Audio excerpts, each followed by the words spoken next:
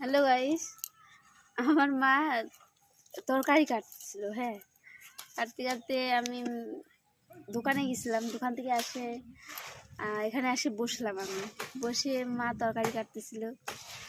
কাটতে কাটতে আমি এই জিনিসটা আমি দেখতে পাই।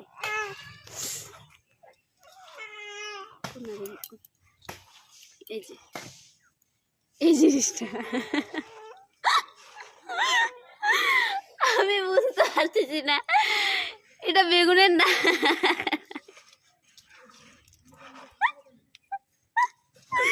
তোমরা যদি পারলে এটা কমেন্টে জানাবা। আমি তো কিছু বুঝতে পারতেছি না, এটা নাক না অন্য কিছু। দেখো ভালো করে, এটা কিন্তু বেগুন হয়। এই যে বেগুনটা জমজ, মানে অনেক জনে বলে যে এই বেগুন খেলে বলে, অনেকজন বলে বেগুন খেলে বলে জমজ বাচ্চা হয়।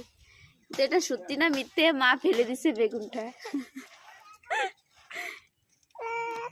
দেখো সবাই।